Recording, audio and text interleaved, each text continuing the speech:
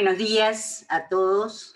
Es un placer para mí estar en este curso de la Asociación Iberoamericana de Neurociencias, Latinoamericana de Neurociencias y Psiquiatría, ILANCIP.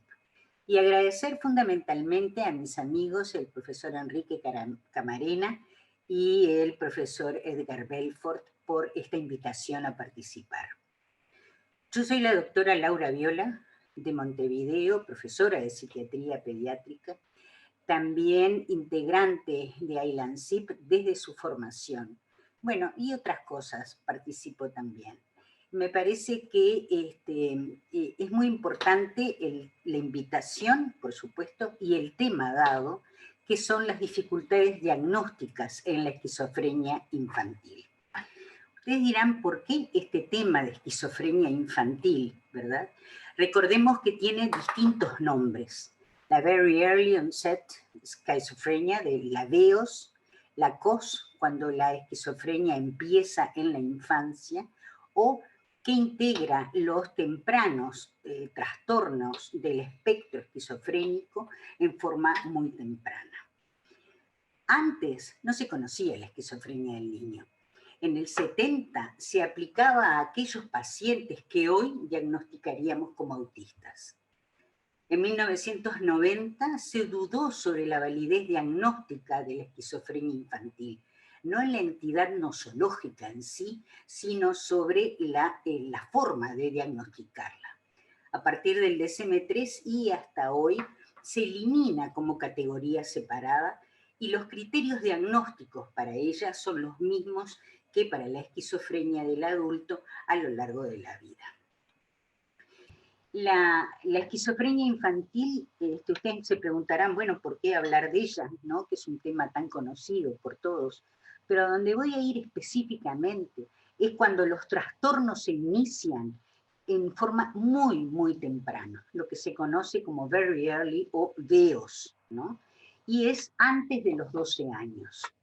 Ahí la frecuencia es baja, es 1 en 10.000 niños, que aumenta a partir de los 12 a los 17 años hasta llegar a ser 50 en 10.000, y por supuesto con el aumento que todos ustedes conocen a partir de los 17 años y con el pico entre los 18 y los 35 años. ¿Por qué importa también esto? Porque esta es la época a donde se hacen los diagnósticos de los prodromos. Y acá empieza una cuestión que me parece que desde el punto de vista psiquiátrico es muy interesante. Es poder definir si en la sintomatología que vemos son prodromos o es la entidad nosológica en sí. Y por otro lado también, cómo poder acá diferenciar aquellos grupos que son de alto riesgo. Muy bien sabemos que el primer episodio puede aparecer en cualquiera de estos momentos. Y sobre esto, en estas etapas etarias, ¿verdad? Y sobre esto también vamos a hacer una discusión. ¿Podemos hablar de primer episodio acá? Después lo vamos a ir viendo. Como ustedes veían, la diferencia o la prevalencia es muy baja. Sin embargo, en estos últimos años hay un aumento de su presentación. Y este aumento, el tema es a qué puede deberse. Tenemos que pensar por qué hay un aumento de la prevalencia de la patología en niños y adolescentes. Pensemos que el 20% tiene alteraciones. Pero en preescolares también, el 18% ya presenta alteraciones emocionales y conductuales que ameritarían un diagnóstico. No quiere decir que los hagamos ni que los tratemos, pero los ameritarían.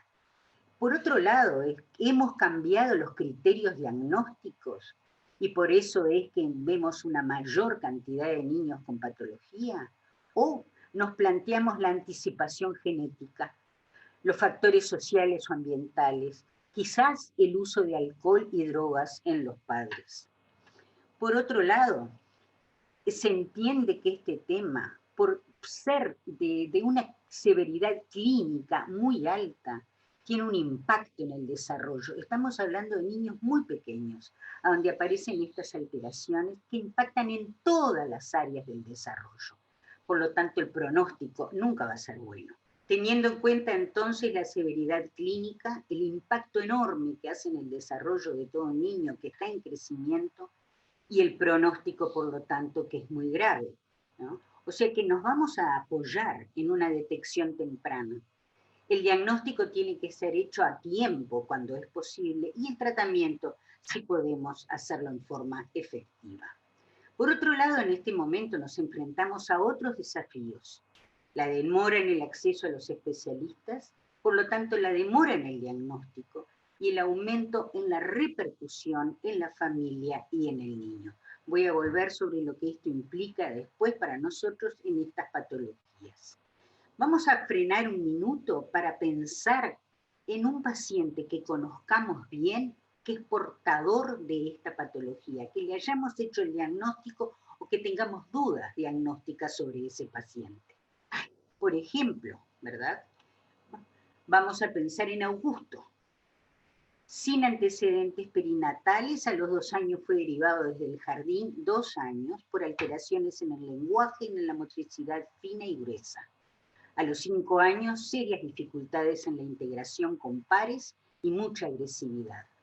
Como antecedente familiar, ambos padres profesionales, un padre portador de un trastorno del espectro bipolar o un trastorno esquizofrénico, no tenía un diagnóstico preciso, y un suicidio en la familia del padre, ¿no? A los 7 años, el niño presenta dificultades en la lectoescritura, un comportamiento bizarro, risas inmotivadas y un balanceo permanente. En la consulta caminaba balanceándose, con un lenguaje desorganizado, repetitivo, mucha agresividad intrafamiliar. Y ahí empieza a decir, tengo voces, tengo cosas en mi cabeza, tengo ruidos, esos no me dejan pensar, es un ruido, no sé. A los 11 años se agrava todo con un aislamiento social, con un abandono escolar y con una agresividad intrafamiliar que motiva reiteradas internaciones e incluso por momentos una agresividad depredatoria. Este es Augusto. Vamos a mirar a Juan Manuel para que veamos, son 3 ejemplos. Adoptado, este niño es adoptado a los 3 días, ya a los 3 años, ¿no? Y vean ustedes qué precoz que es la aparición de la sintomatología, no aceptaba reglas ni intrafamiliares ni extrafamiliares y presentaba un llanto persistente. A los 9 años, alteraciones graves del humor, intolerancia a las frustraciones, fracaso escolar, una agresividad muy marcada. Y a los 12, nuevamente aparece el ruido en la cabeza, con las alucinaciones auditivas, una intolerancia absoluta, una obesidad muy marcada, un deterioro cognitivo tan severo, la agresividad, lo que necesita el paciente ser reiteradas veces internado. ¿En qué momento entonces vamos a hacer el diagnóstico diferencial? ¿En qué momento vamos a iniciar un abordaje farmacológico?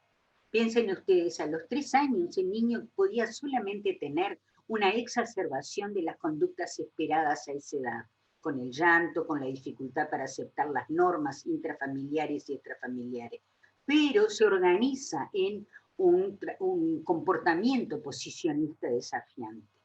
A los 9 años la sintomatología del humor es predominante, ¿verdad? Que parecería, por una irritabilidad crónica, que estamos frente a un DMDD. Y aparece el trastorno de conducta con la agresividad. A los 12 años hace eclosión la sintomatología psicótica, delirios, alucinaciones. Bueno, a los 14 años el diagnóstico de hebefrenia, pero el deterioro cognitivo empieza a los 9 años y acompaña al paciente hasta el final. Último paciente, para ir viendo qué presentaciones diferentes pueden tener estos niños portadores de un diagnóstico de esquizofrenia infantil. Federico, cuando yo lo conozco, tiene 8 años y 9 meses, padres y hermanos, y la pregunta es, ¿pero qué día soy, Federico? Martes, jueves, martes, viernes, martes. Y como había un perro, y yo le digo, me dice, tengo un perro, le digo, ¿cómo es el tuyo? Blanco, marrón, ojos celestes, azules, celestes, celestes. Todo su discurso se acompaña de movimientos de tronco y de manos con los dedos extendidos y de giros de la cabeza. Veo los lugares, veo qué cosas hay, ¿no? Si hay cosas atrás mío. Iba a estar en segundo, bueno, por supuesto está en segundo año con un rendimiento muy descendido. Este niño fue un embarazo no buscado, pero muy bien aceptado, que transcurre sin infecciones ni otras complicaciones. Lo destaco porque son los factores, ¿verdad?, perinatales que en general se asocian a estos cuadros.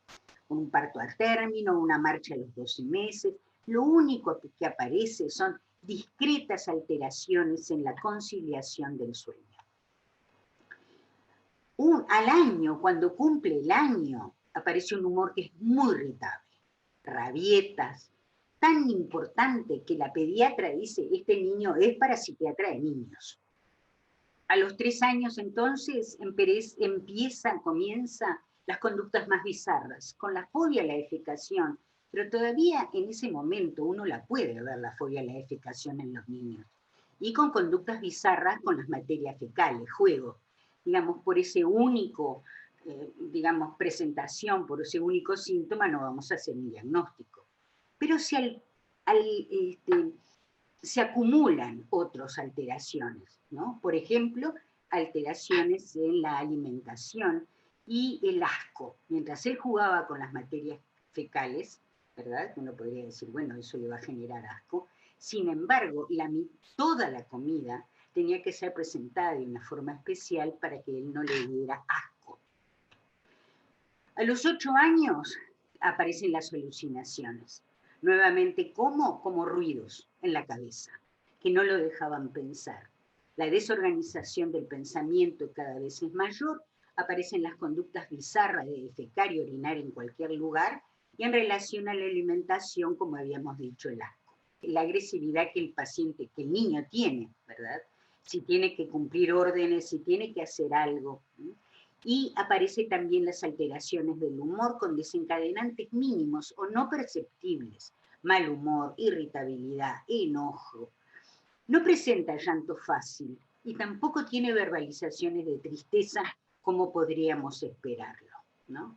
Si queremos leer sobre descripciones tempranas de esquizofrenia, de niños con esquizofrenia, les recomiendo este trabajo excelente de Nick Wall, que es una psiquiatra de niños noruega, que en la misma época que Leo Kanner hablaba de autismo, ella estaba diferenciando, ¿verdad?, lo que era la esquizofrenia infantil. Diferenciándola no, porque ya estaba diferenciada de alguna forma, pero señalando cuáles eran las características semiológicas. Nosotros tenemos, para entender estos pacientes, que plantearlos y pensarlos de esta forma, con como clasificación operativa, ¿no? Como diría McGorry, saliendo de los grandes síndromes para acercarnos a los síndromes más discretos. En una primera etapa, la manía, la depresión, los elementos psicóticos, ¿verdad? Luego la manía y la depresión van diferenciándose y en este momento aparece claramente los elementos esquizofrénicos de la psicosis, la depresión, la manía y podríamos pensar en un trastorno bipolar. También tenemos un correlato génico, la susceptibilidad de los genes, ¿verdad? Y que van diferenciándose desde la esquizofrenia, prototípico, a los trastornos del humor. Y en el medio, toda la cantidad de patología, de síndromes intermedios, que son los de más difícil diagnóstico. Entonces, podemos hablar acá de un espectro que serían el conjunto de condiciones aparentemente diferentes, pero relacionadas con un sustrato común, ¿no? Y hay un grupo heterogéneo de conductas asociadas cronológicamente al inicio de la psicosis, que le llaman los prodromos de la esquizofrenia temprana. Pero acá se ven claramente, yo pienso que no, que hay un inicio que es muy insidioso, que es lento, que empiezan con una acumulación de conductas no esperables y bizarras. Entonces, volviendo a esta concepción de Gorry, ¿no?, que me parece que es muy importante para entendernos, ¿por qué tenemos tantas dificultades diagnósticas en esta primera etapa? Piensen en Federico, que estábamos hablando de él, a los 9 años aparece una resistencia activa a dormir, con una inversión de los ciclos sueño-vigilia, con despertares muy frecuentes. Y este punto, que es una activación maníaca, que le duraba 1 hora al despertar, a donde estaba erotizado y agresivo. Tan era la conducta, la entidad de la conducta, que el padre tenía que acompañar a la madre en el momento del despertar porque ella sola no lo podía manejar. Empieza un aislamiento progresivo, una resistencia para la escuela, para salir del cuarto, encerrado con el PC, ¿verdad? Y la agresividad verbal y física cada vez mayor. Entonces, el trastorno del espectro bipolar pediátrico tiene una alta tasa de síntomas psicóticos en su presentación temprana. Y en la esquizofrenia temprana, 1/3 de los pacientes tienen una sintomatología afectiva. Si fuera por el trastorno bipolar, si fuera claramente sintomatología bipolar, tendría una irritabilidad episódica. Y sin embargo, encontramos acá una irritabilidad que es crónica, ¿verdad? Que nos hace pensar mucho más en los DMDD, es decir, en los Disruptive Mood Dysregulation Disorder. Ustedes se dan cuenta qué difícil es hacer el diagnóstico diferencial solo tomando en cuenta el DSM. Tenemos que tomar los eventos de vida, los factores de riesgo, los antecedentes familiares. ¿Y cuáles factores de riesgo vamos a pensar? Los más comunes de todos eran las complicaciones obstétricas, ¿verdad? Que fueron desde los primeros años como lo fundamental para tomar en cuenta para hacer el diagnóstico dentro de los factores de riesgo de las esquizofrenias tempranas. Sin embargo, después, actualmente, se considera que las alteraciones perinatales parecerían ser las consecuencias y no las causas de un neurodesarrollo anormal. Este concepto me parece que es muy importante, ¿no? Los niños con esquizofrenia tienen de recién nacidos un perímetro cerebral menor que el grupo control. Es muy curioso, ¿verdad? Los niños autistas tienen un perímetro cefálico muy grande, mientras que los niños esquizofrénicos tienen, ya desde el nacimiento, ¿no?, un PC menor. Parecería ser entonces consecuencias de alteraciones en el control genético del neurodesarrollo. Sin embargo, también las infecciones virales prenatales han sido propuestas como factores de riesgo independientes para la esquizofrenia. Desde el punto de vista epigenético, las mismas alteraciones vamos a encontrar que con la esquizofrenia del adulto, ¿verdad? Las complicaciones, ambos padres esquizofrénicos, los gemelos y la conectividad cerebral. Los estudios muestran la desconexión cerebral presente en la esquizofrenia. Y acá se vuelve muy importante porque todos estos niños que hemos presentado, todos los que podemos presentar en este sentido, presentan alteraciones severas en el aprendizaje y en la memoria.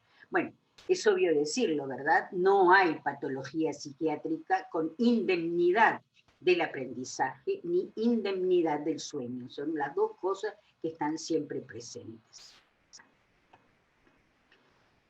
En las imágenes funcionales muestran 3 específicos circuitos cerebrales alterados en los niños con esquizofrenia: el cingulado anterior y ambos lóbulos frontales, el cerebelo y las regiones subcorticales, el lóbulo cerebral y el cerebelo, y los pacientes con esquizofrenias tempranas, EO, Early Onset, tienen una conectividad funcional en los circuitos que compromete los lóbulos temporales. Por eso muchas veces aparece una agresividad y hay que pedir los electros para ver si no estamos enfrente a, o se asocia, ¿verdad?, una epilepsia.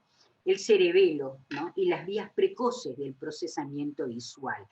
Pienso que esto está muy relacionado también con la percepción que el niño tiene, por ejemplo, de las caras. Los riesgos psicosociales, bueno, la expresión excesiva de las emociones, el criticismo y el sobreinvolucramiento de los padres. Sin embargo, en los niños hay una mayor tolerancia a la enfermedad y no surgen estos aspectos como condicionantes. Otros factores que han sido estudiados es qué lugar tiene en la fratría, qué intervalo genésico hay, cómo es el tamaño de la familia. Ninguno de estos factores de por sí solos explica, ¿verdad?, la aparición de un cuadro de esta entidad. Son elementos que se toman en forma retrospectiva, que el tamaño de la familia o que los intervalos intergenésicos, ¿verdad?, o el lugar en la fratría podrían explicar una presentación de este tipo. En los países tradicionales hay muchos estudios sobre eso, sobre estos elementos. En los países tradicionales se dice que es el varón mayor de la familia, ¿no?, de las familias numerosas, el que tiene el problema. Y en los países europeos el riesgo fue el mismo. El estrés, la responsabilidad y las vulnerabilidades genéticas posiblemente interactúen para la expresión del trastorno.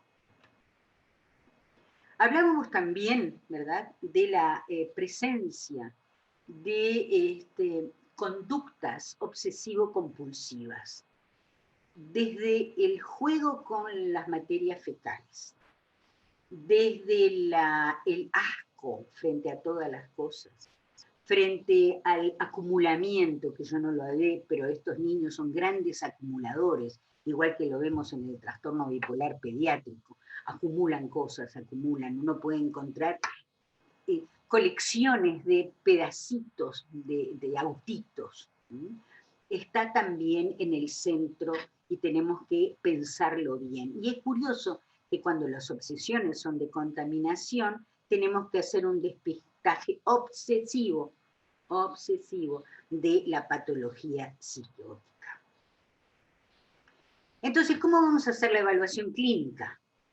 Lo primero que tenemos que tener es tiempo. ¿Tiempo para qué? Para observar al paciente y a su familia, para poder establecer un diálogo y para poder entender aquellas pequeñas variaciones y la sumatoria de los síntomas y entender cómo se va estableciendo las etapas del trastorno. Eso nos va a permitir plantear, con suerte, una hipótesis diagnóstica. Una hipótesis diagnóstica que no es clara al principio, ¿verdad?, porque estamos entre los trastornos del humor, entre los trastornos graves, ¿verdad?, tipo la esquizofrenia, bueno, y diseñar entonces ahí una estrategia terapéutica. En esta diapositiva vemos claramente cómo Janet Merrill diferencia 3 tipos o subgrupos en los niños con esquizofrenia de comienzo muy temprano, similares a los que vimos, en aquellos a donde, más allá de del cuadro psicótico, aparece la disregulación del humor y del comportamiento. En aquellos que aparece el cuadro psicótico, más la discapacidad intelectual. Y en aquellos que tienen un tercer grupo, que es mucho más donde los rasgos de la esquizofrenia son más predominantes y que hay escasos diagnósticos diferenciales agregados. En el primero y el segundo grupo, ¿saben lo que encontramos frecuentemente? El trastorno negativista desafiante. Encontramos el TDAH, encontramos el trastorno de conducta. Ahora, no deberían ser tomados como diagnósticos diferenciales, sino como comórbidos, pero muchas veces nos demoran el diagnóstico verdadero. ¿Cómo entonces tiene que ser las características de la entrevista? Tenemos que entender al niño, ¿no? Los datos aportados por los padres son fiables en las dificultades en el pensamiento y en las percepciones. Son muy finos los padres para podernos decir cómo no entienden algunas cosas, ¿no? Y es importante la diferenciación de los síntomas psicóticos atípicos, que pueden relacionarse con experiencias traumáticas o con la ansiedad, y a veces con imaginación o fantasías exageradas. Entonces, esto nos lleva a cuáles son los motivos de consultas más frecuentes, yo diría, pasado los 6 años, ¿no?, entre la confusión de la realidad con los sueños. muchas veces se confunden. Bueno, pero yo esto lo vivo, esto lo veo, me hablan a mí. Las alteraciones, los pensamientos confusos, las alteraciones del humor y la extrema tristeza, esto correspondería al segundo grupo, las ideas de daño corporal, esto se ve mucho en los trastornos del espectro bipolar, y la severa ansiedad y miedos. Hay una gran dificultad para la higiene personal. No solamente no quieren bañarse, sino que es algo que es característico, no toleran lavarse la boca. No quieren lavarse los dientes. Ustedes se darán cuenta que con estos comportamientos, ¿verdad? Que no se quieren higienizar, que están solos, que son acumuladores, que se enojan por cualquier cosa, ¿verdad? Hay una enorme dificultad para relacionarse con amigos. Y una vez que lo logran, no los pueden mantener. Por lo tanto, se aíslan cada vez más. En este momento también aparecen las alucinaciones auditivas y las visuales, pero fundamentalmente las alucinaciones auditivas.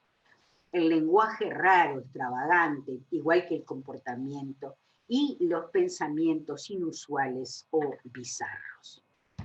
Entonces, ¿qué es lo que nos pasa en la edad escolar, alrededor de los 8 o 9 años? Hay un aislamiento y hay un rechazo sistemático de asistir a la escuela, pero no es el rechazo del niño con la fobia escolar ni con una ansiedad de separación, es otro, es la angustia brutal que le genera.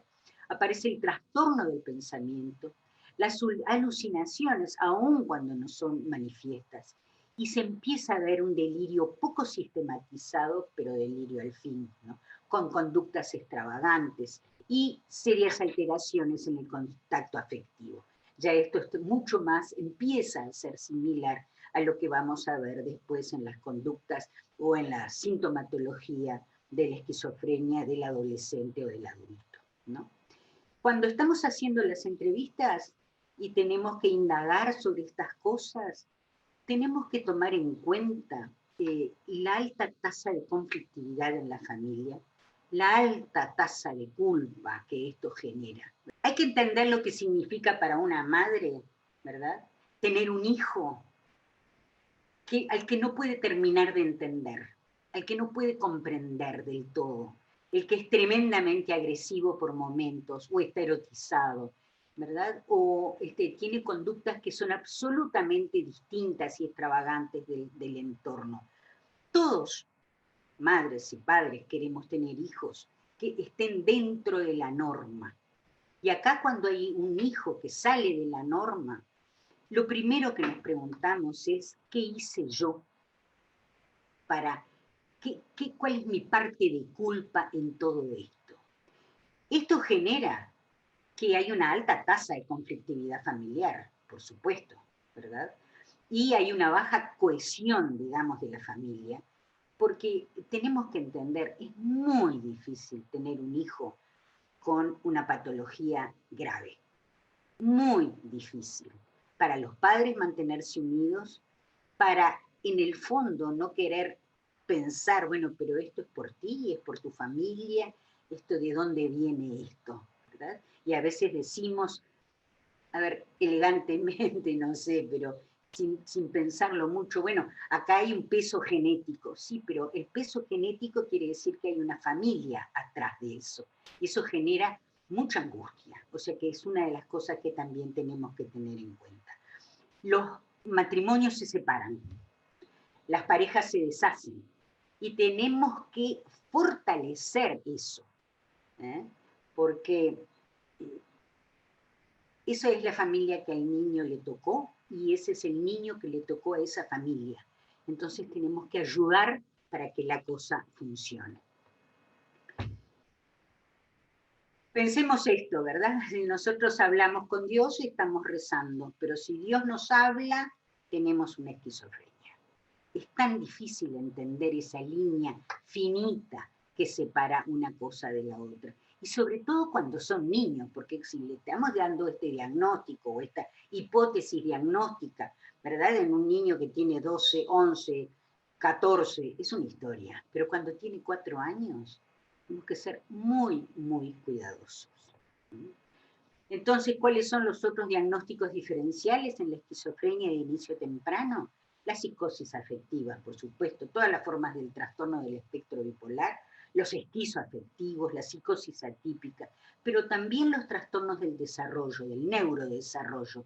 Antes insistía mucho que el síndrome de Asperger, que ustedes saben muy bien que es una de las formas de los trastornos del espectro autista, podía evolucionar en la adolescencia a la esquizofrenia.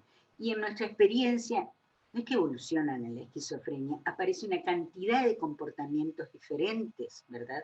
Que a veces remedan lo que es el comportamiento del paciente con una esquizofrenia.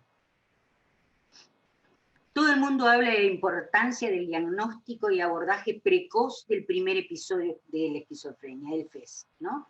Todos sabemos que tiene una recaída antes de los 5 años si no lo tratamos, que solo un porcentaje muy bajo se va a mantener estable. Ahora, acá, en estos casos, ¿podemos hacer un diagnóstico de un primer episodio? No, porque muchas veces lo que vemos es una instalación insidiosa y progresiva.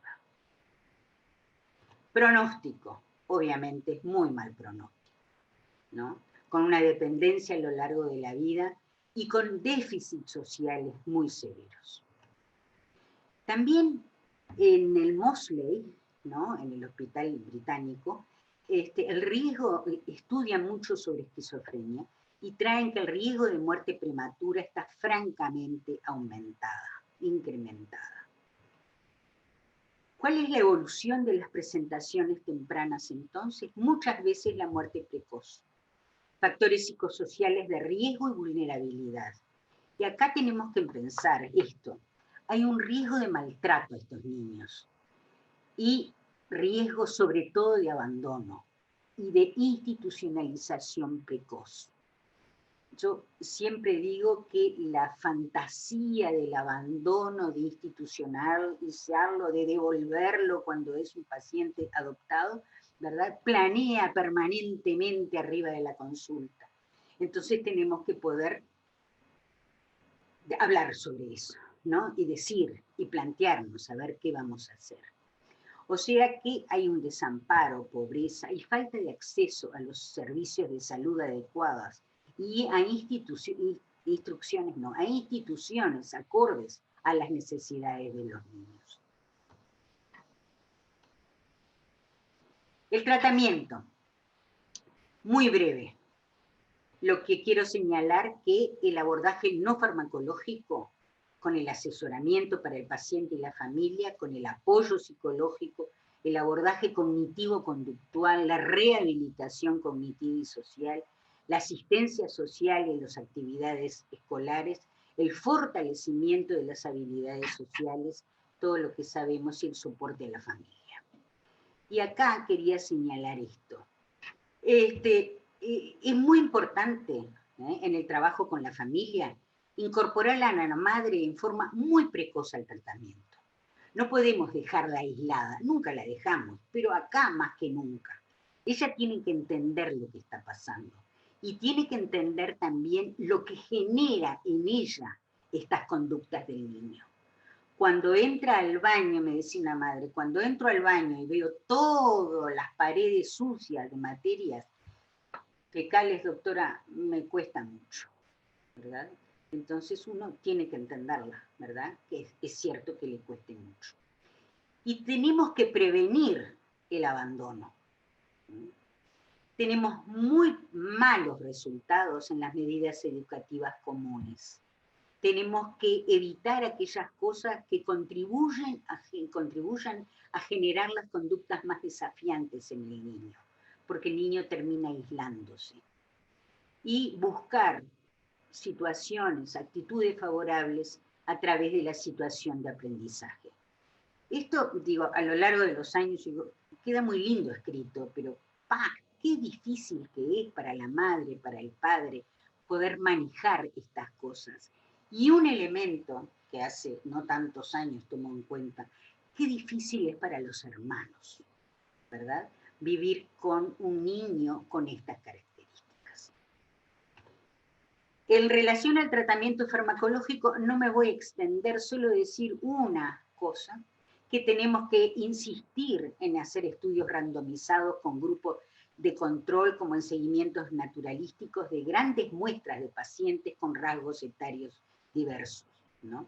¿Por qué? Porque tenemos muy bajas tasas de remisión, porque el efecto acotado es de los fármacos, pero sobre todo por algo. Nosotros le estamos dando una medicación a un niño, ponele a los 4, 5, 6 años, que con suerte va a tener décadas de uso del fármaco y no sabemos qué es lo que pasa. Con los fármacos más tradicionales, sí, quizás lo podamos entender mejor, pero con los fármacos nuevos, no. No sabemos qué es lo que va a pasar de acá a 30 años con esa medicación que le empezamos a dar al niño. Y no tenemos que olvidarnos de los síndromes metabólicos, que los niños lo sienten y mucho, ¿verdad? Porque antes eran los efectos neurológicos que todos los conocíamos, pero actualmente, ¿verdad? La ganancia de peso son grandes obesos, y pobrecitos, ¿no? ¿Verdad? Porque la ganancia de peso todos sabemos muy bien, con cualquiera de los antipsicóticos de segunda generación y con los neurolépticos, por supuesto, también, inmediatamente engordan, ¿no? Inmediatamente engordan. Y con todas las complicaciones que trae la obesidad. Todas las tienen, no les queda ninguna.